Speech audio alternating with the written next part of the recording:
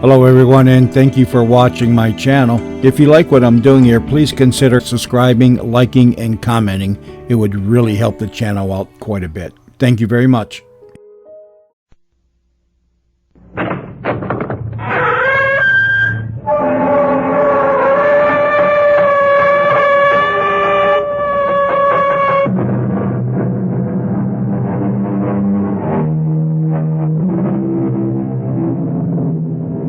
Come in.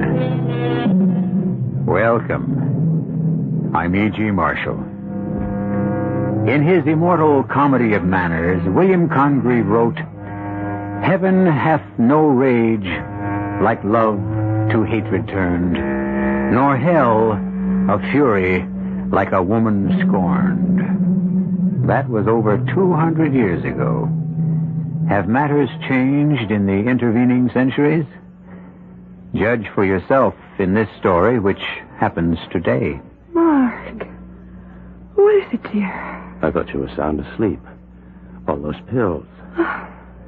Something woke me for the moment. I don't know why. I came alive so suddenly. Some alarm bell in me. Which will never ring. You're not going to be alive. What are you doing with that pillow? Playing Othello to your Desdemona, my love. No, Mark, you can't be serious. It's all just... Yet I'll not shed your blood, nor scar that whiter skin of yours than snow. Yet you must die. Put out the light, and then put out the light. If I can quench thee. No more moving. Still as the grave. My wife. My wife.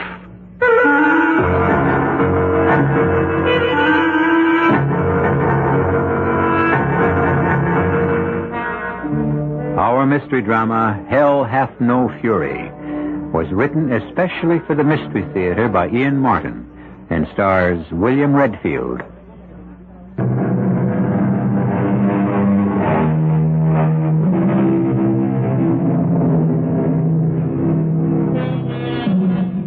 Mark Stanton and Emily Lawrence.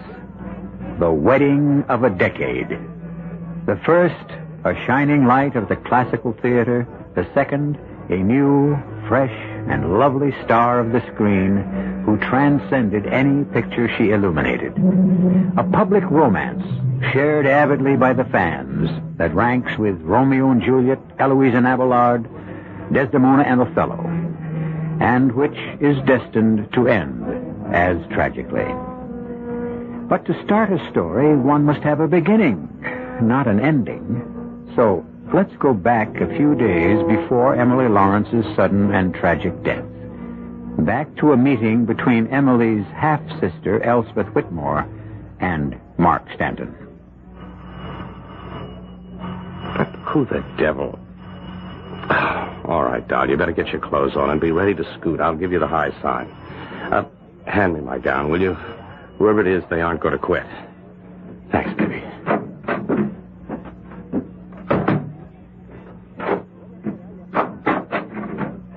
Oh, it's you. Where did you get a key, Elspeth? One of the privileges of the family, even a half-sister. Well, come in. Why ring the bell when you have a key? I wanted to give you time to, put your robe on. Well, I was just trying to snatch 40 winks. Oh, do I know her? Didn't she used to go under the name of Tiger Tilly, the jungle cat? Funny, very funny. Not to me, or would it be to my sister? Now get rid of her, Mark. I want to talk to you. I will be in the living room on the phone, my back to the door, pretending your matinee curtain isn't coming down early. But don't think I won't sneak a look at what's your style this month, brother-in-law. B. Elspeth. Anything stirring? Oh, how much?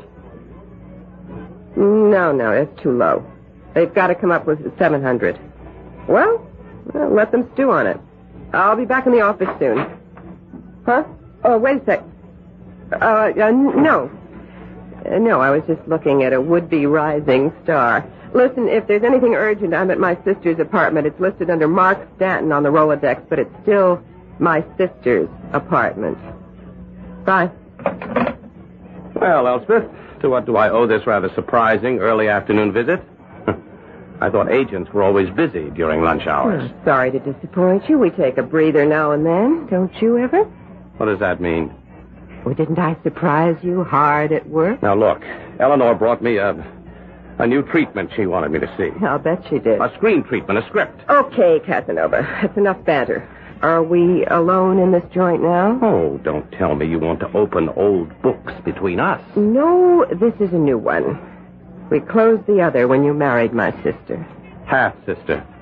Do you have to rub it in?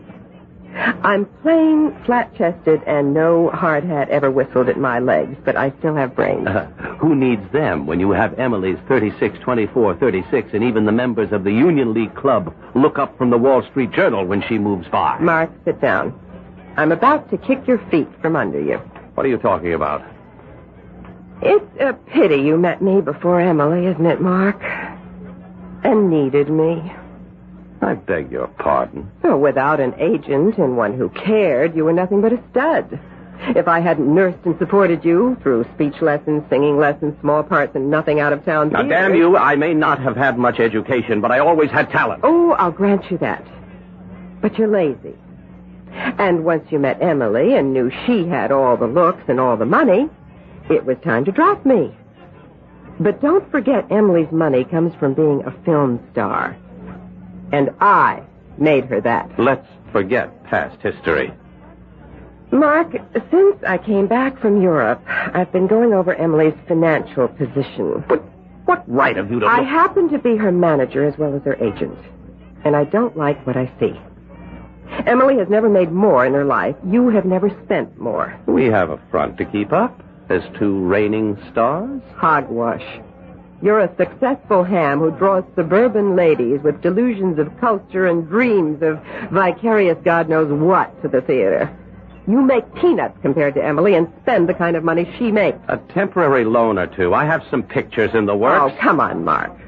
You couldn't draw flies to a movie theater even in an exploitation film. So, I have talked it over with Emily. And as Harry Truman used to say, the buck stops here. What does that mean? I'm putting Emily on an allowance, enough to take care of her needs. You can handle the apartment and the rest. But no more play money, little boy. And that's only the beginning. The next thing I'm going after is her will. The one that leaves everything to you. If anything should ever happen to my sister, I can think of better causes for her estate to serve than Mark Stanton, the heel of ham.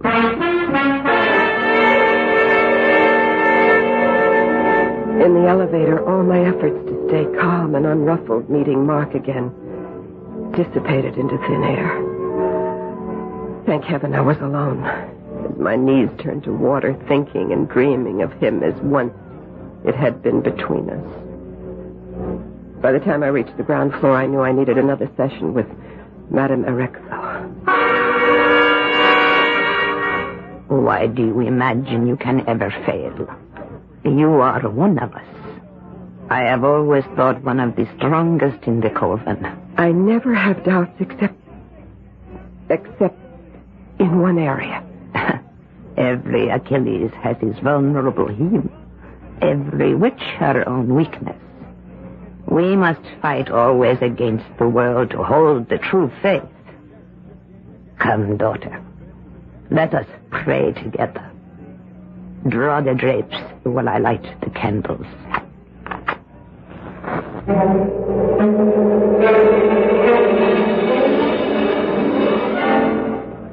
Now, step within the magic circle with me. Yes. Oh, great Erexo, mother of us all, who crouch in the black shadow of your wings. I conjure thee, form of the instrument, by Lucifer, prince of darkness, by all the stars which rule by the four elements, that we may obtain by thee the perfect issue of all our desires, which also we seek to perform without evil, without deception. We are answered. I know what I'm doing is right. Will it turn out that way? Will you read the tarot cards for me? I am your sister in Satan. I am at your command. Sit down while I shuffle the cards. You know what that means without asking. The King of Coins. A sign of ill omen. Was the question asked for yourself? No. I will ask one for myself now. Then cut. The Ace of Cups. That is a promise of beauty and fertility. For me? Why not? You are young. Scarcely beautiful. One more question. One only. I'm asking it in my mind. Cut.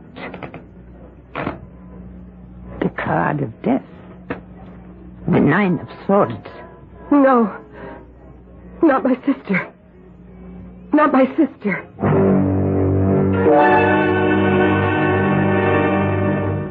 I love you, Emily.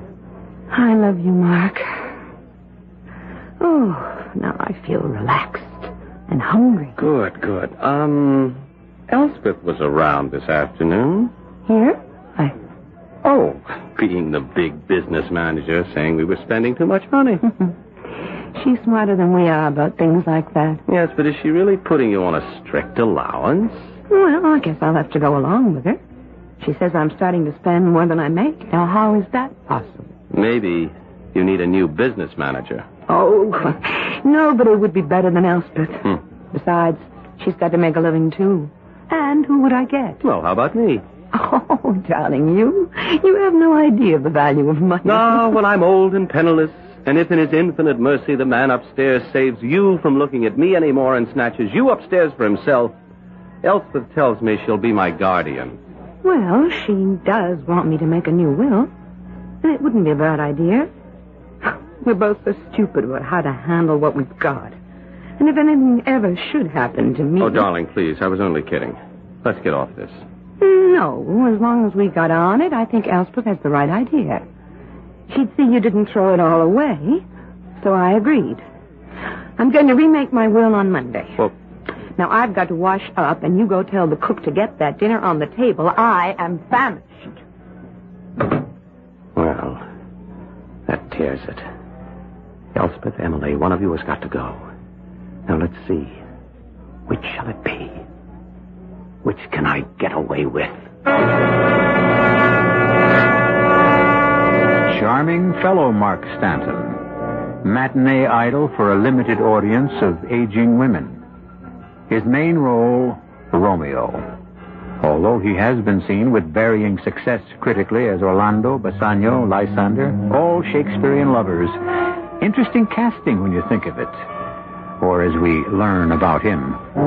He might have made a better Claudius, of whom his nephew Hamlet said, that one may smile and smile again and be a villain. I'll be back shortly with Act 2.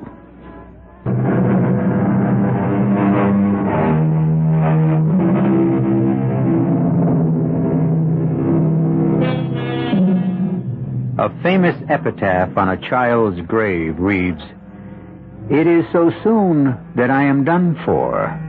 I wonder what I was begun for." That might apply to this story of Emily Stanton, or at least the plan that is forming in the mind of her husband, Mark. The problem with murder is not to want to commit it, but how. How to commit it and not be caught. One thing I knew, it would have to be out of the city. And fortunately, we have a place up the Hudson Valley, suitably isolated. Also, by sheer luck, Emily's picture was not shooting that weekend. Oh, what time is it, Mark? Mark? Did you call, milady? Oh, what on earth are you doing up at 5:30 in the morning? Bringing the woman I adore beyond reason her orange juice. And coffee's on the way. Oh, you angel. Thanks. Welcome. I'm so tired, I don't know how I'm going to make it to the studio today. I'll call them and tell them you're not well. No. 2 more days, and I have a whole long 3-day weekend off. I'll bounce back then. Speaking about the weekend, how about going up to the country? No, thanks. I want to just slump down here in bed and sleep and rest and hold in like a bear for his winter sleep. Oh, but darling, it isn't winter, it's spring. And I want to get up to the house. That long drive. Well, you see, I'm worried. You know, I've got the hole dug in the fall. I've got to get that sump pump into the cellar before the spring waters flood us again. You can rest up there just as well. I can rest here, and we can get some men to do the job. Oh, where were they last fall when we needed them? Can't we make it next weekend? Well, it'd be too late by then, I'm afraid. All right, darling. I never can refuse you anything. Everything I do is for you. Have is yours. Except for letting your sister run our lives. Oh, that's just money. Because neither of us know how to handle Well, what's it for except to buy things? Well, we can enjoy them. I mean, I'd feel like a fool having to run to Elspeth for the rent or something. Are you trying to get rid of me? Well, of course not, darling. How could you think a thing like that? I don't. So stop talking about it. You don't have to do that if I was dead, and I don't intend to be. I should hope not. Look at the time. Whoop, I've got to shower and dress and get out of here. How about lunch? I can't, sweetie. I have a business appointment.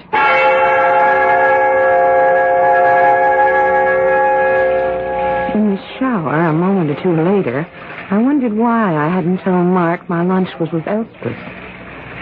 Then I decided it was better that I hadn't. And I wished I hadn't agreed to dragging up to the country house. But he's really so beautiful and so sexy and so persuasive, it's awfully hard to refuse Mark anything. If I'd only known I'd picked the wrong thing to ever refuse him, I'd never have let Elspeth talk me into what she called having more backbone, Emily. You can't give in to everything Mark wants or asks. He's a selfish child. That isn't true, Elspeth. Look, honey, take it from me. I found out the hard way. I'm sorry. I didn't mean to bring all that up again. All right, forget it. I've forgotten Mark that way. Plant us 2 side by side and ask any man to choose. Which way would it go? Well, I'd never have come back from the coast a year ago if I'd known I was going to bust up a romance between you. Emily, we've been over this ground before. You didn't bust up the romance. There wasn't any to bust up except on my side. Mark needed a good agent, and he got me. In more ways than one. So, Benny, period. I'm still sorry it hurts. I wish I could make up for it. Well, you can. 2 ways. Draw that will making me executrix of your estate and let me budget your dough. It seems unfair to Mark. Listen, Emily, I don't want you to get your back up, but I get the word he has gambling debts, and if he thinks he has backing, he could go sky high. Now, just let me put the brakes on, okay? I suppose it's too much to hope that your love for that muscle-bound Greek statue you married isn't letting up any. Mark? What would make you think a thing like that? Oh, I don't know, just an irrational hope, I guess. You still love him, don't you? That isn't the point. I love you, and I'm very concerned about you. What do you mean? I don't know. You'd only laugh at me if I told you. It's really funny, isn't it? I mean, the genes. We both come from the same mother, but our fathers were so different. You, blonde, blue-eyed, open, uncomplicated, trusting. And me, dark, brooding, sharp-tongued.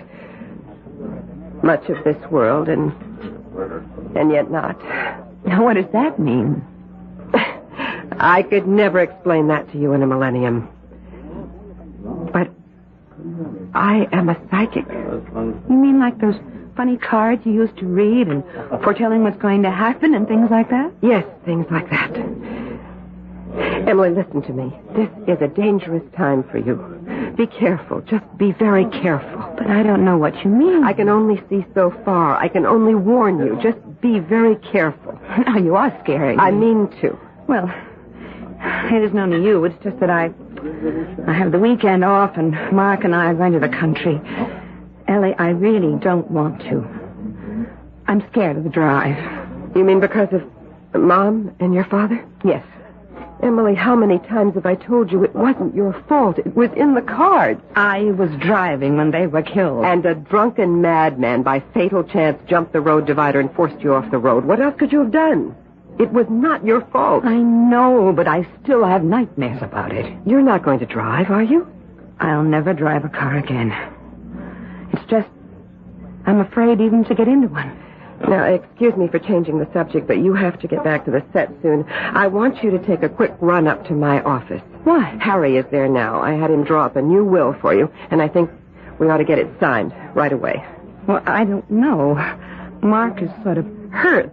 Emily, if anything ever happens to you, I will take care of him the way he should be.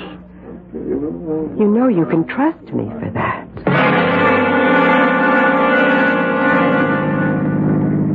Emily? Yes? Oh, you had your eyes closed. I thought you were asleep. That's not why my eyes were closed. Oh, darling, come on. We've got to put things behind us. I try. It's just... You're in the fast lane. Darling, it's late. I want to get us home. Move over. Never travel in this lane. All right. I'm sorry. I'll cut right into the next lane as soon as the car behind me passes. Now, please, sweetheart, I want you to relax. Just forget everything this weekend. Just play possum. Play possum. Would I have the nerve to do it? And beyond that, could I really find the how? As the hum of the car soothed both of us, and Emily appeared really to drop off to sleep, other things came to my mind. That damn cellar. Flooding every spring when the surface water unfroze and coming down the hill defeated every trick we tried to keep it out. The sump pump was the only answer. And suddenly, at that moment, although it turned my stomach, there was the answer to my bigger problem.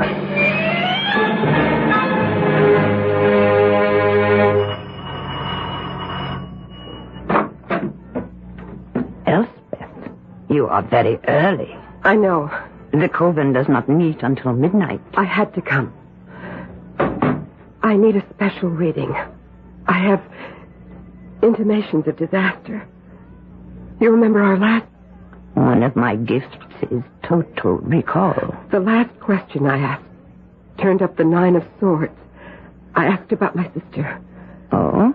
Now I want to know how soon? When? That is not always divulged. But let us tell the cards and find out if we can. If you want. If I want? Remember, there is no way of stopping what has been decreed. Has it been a good weekend, darling? Oh, yes. I feel so rested, so relaxed. Good. Maybe it's just as well I came. Did you get everything done in the cellar you want? Well, yes, I had to do some more digging, make the hole larger, but I have plenty of cement to finish up tomorrow. Tomorrow? Well, that's Monday. Right. I thought you could drive down tonight. You know I won't think of ever driving again. All right, darling, all right. I'll drive you in the morning and then drive back up. Now, come on, sweetie. I've taken off the phone so we won't be disturbed. And I'm going to carry you up to bed and tuck you in for the best sleep you've ever had in your life. I was so tired I could hardly keep my eyes open. But some inner alarm, some nonsense voice kept jogging at me to stay awake. Until I thought it's only tension. Foolish to be afraid. I am in my beloved husband's arms. And how safe can I be? Is she still in danger? The 9 of swords still threatens. But when? How soon? I cannot tell from the cards. Maybe I should call the country. May I use your phone? Of course. What danger can she be in with her husband? Oh, it's a very long drive. You know what those roads are like.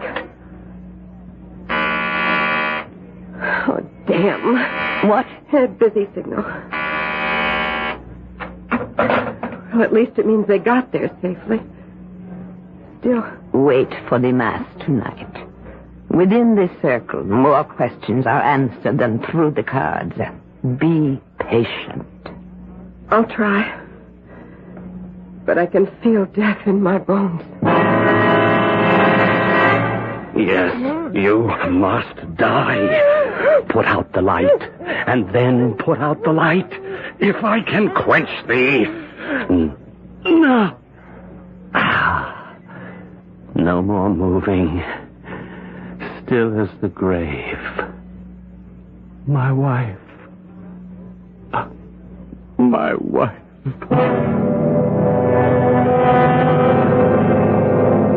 I must have been mad, Emily, to have killed you. Because I do love you. Only that I love myself more. For money. For the need of it. What have I done?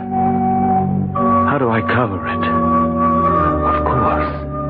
The car. An accident. No. An accident with a car into the river at the Devil's Elbow. But the body must never be recovered. Then, who could prove anything? The grave is already made. Can I get away with it? Of course I can. I can get away with anything. No! What is it, Elspeth? You interrupt the mass. Eric thought a death has occurred. A death you prophesied. I must leave. Give me permission to leave the magic circle. If the death is accomplished, what can you do? But go, if you must. Well, try it again, operator. Or get me someone who can make the connection if it's out of order. This is a matter of life and death.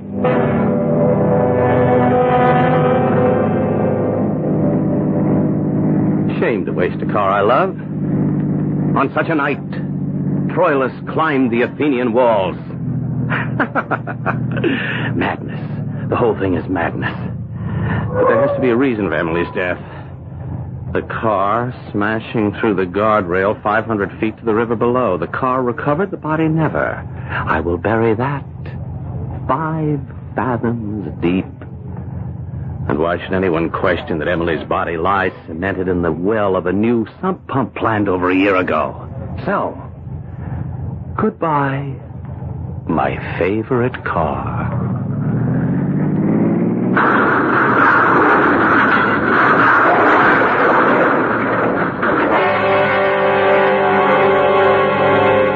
The die is cast. The adversaries established. A murderer and a witch. By whom is justice best served? Which will prevail? If a woman has loved not wisely but too well, who can best revenge her? The majesty and justice of the law, or a kangaroo court beyond and outside the law? I'll return shortly with Act 3.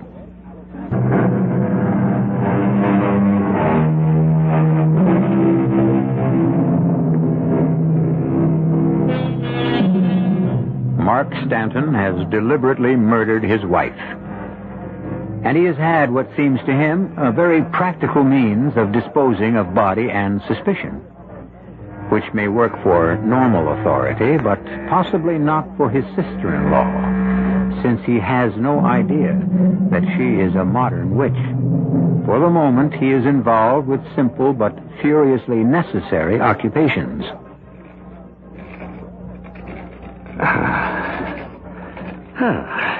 That looks pretty good. Pump in its well, cellar floor replaced. Who'd ever find Emily or think to look for her here? What the devil? 3 a.m. in the morning, who... Oh, damn. Lights are on upstairs. I better answer. Gotta change first.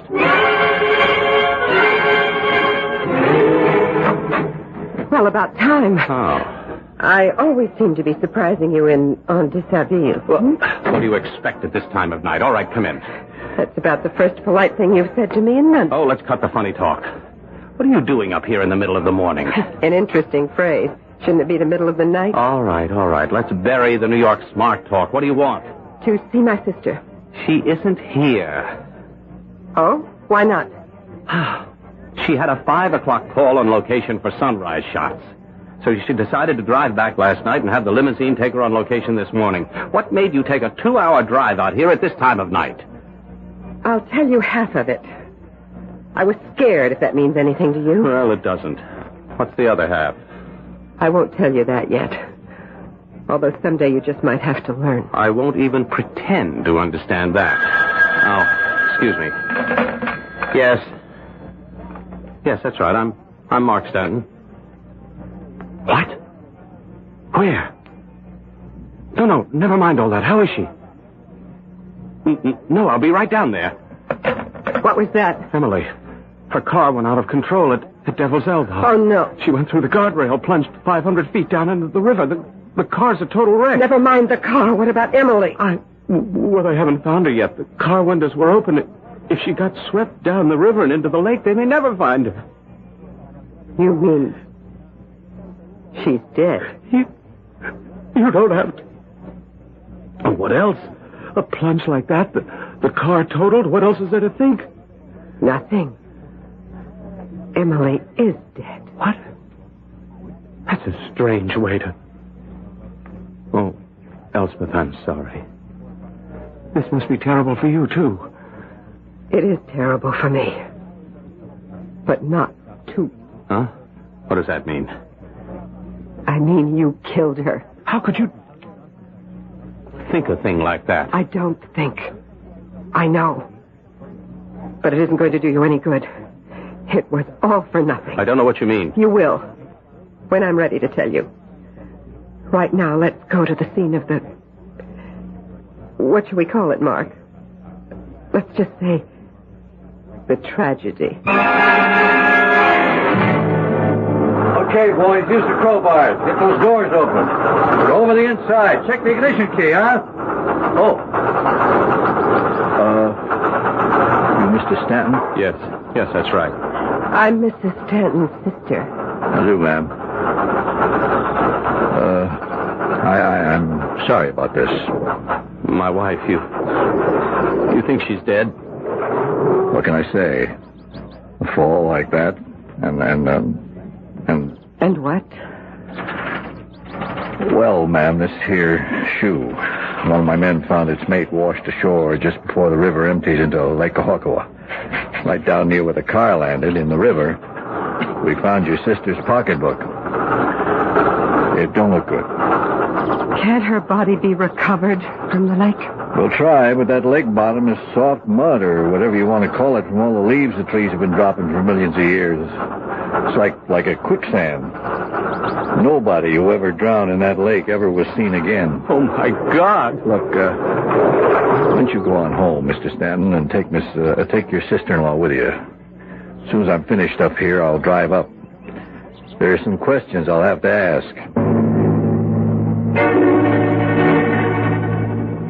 What do you mean, was Emily exceptionally tall? Well, for a woman, I meant. Actually, my sister was quite small. 2 inches shorter than I am. And I'm only 5'4". Well, all right, yes, Emily was quite tiny, but what difference does that make? The driver's seat was adjusted for somebody as tall as, well, say you, sir. Oh, well, it could have been knocked back in the crash, couldn't it? Yes, sir. It could. Was your wife wearing gloves when she left? Gloves? Why? Driver's wheel had no fingerprints on it. I just wondered. Oh, yes. Now I remember. Yes, I think, yes, she did have gloves. You drive with gloves, Mr. Stanton? Well, yes, usually, and the car is on constant maintenance at the garage. Yes, sir. All right, just one more question for now. Were you alone in the house when the accident happened? Oh, I suppose I must have been. Well, I was just wondering if your sister-in-law was also here. I arrived shortly before Emily left.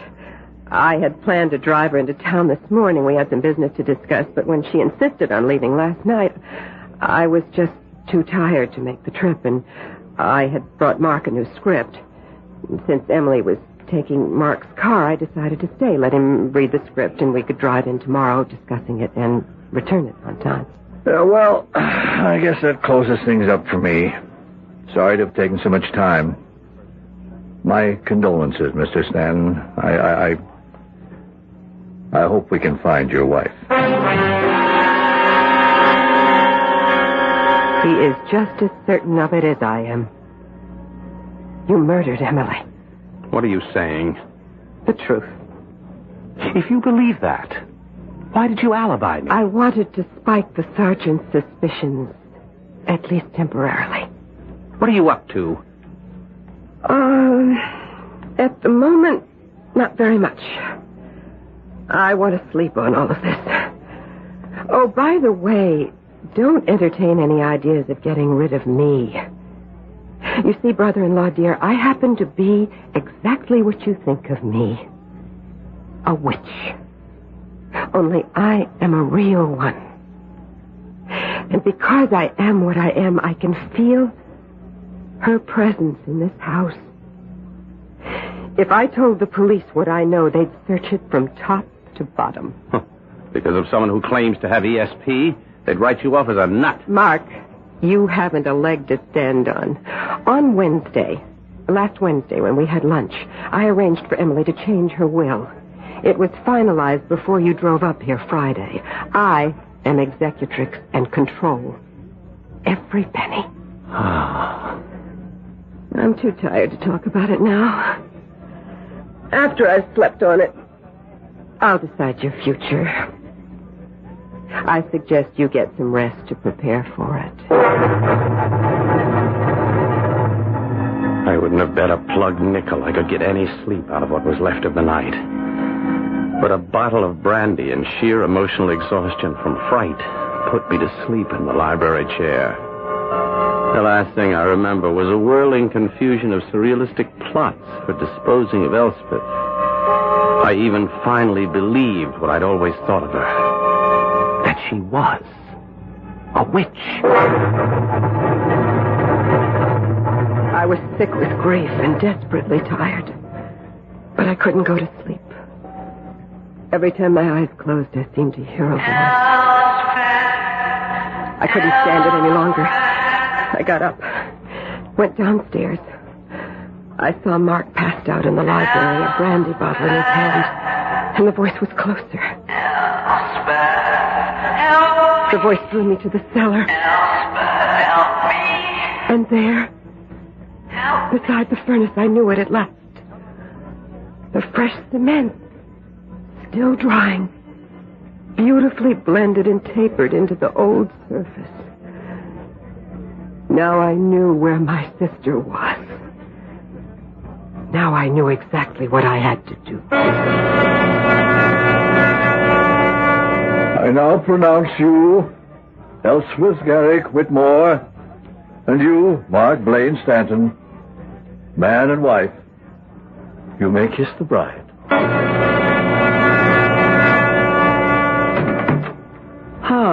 Home sweet home. So, you got me at last, Elspeth. That's right, Mark. My dear husband. And no way out for you. One word from me and Sergeant Harkness would dig up that cellar and you'd spend the best part of your life in jail for murder. I'm grateful to you, of course. But some things I still don't understand. Oh, you will. Huppy, darling. Just give your bride a few minutes to slip into something fetching and we'll start to begin our married life.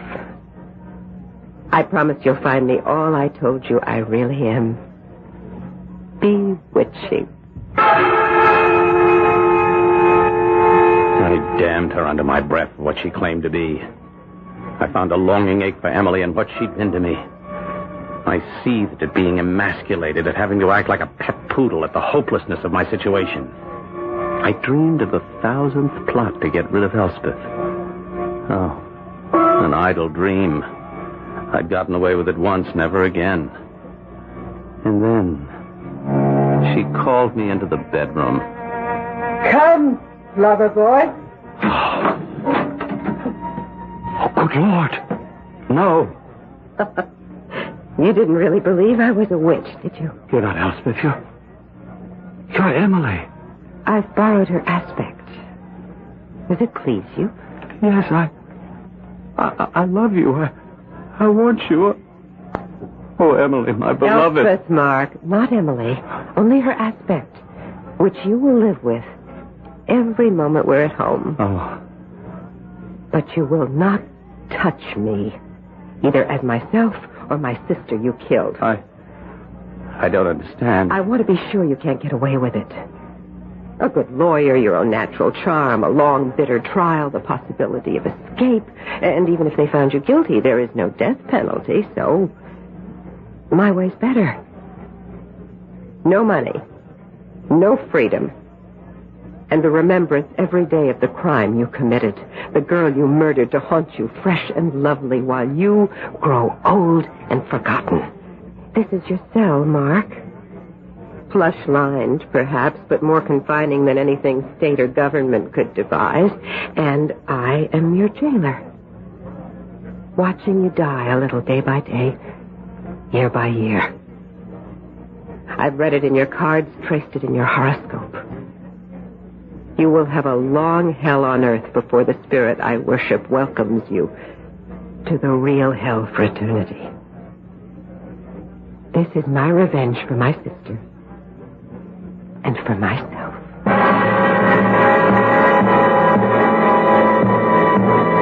As it was in the beginning, so it is now and ever shall be. Heaven hath no rage like love to hatred turned, nor hell no fury like a woman scorned. For this story there is no ending. A man bought only what he deserved. I'll be back shortly.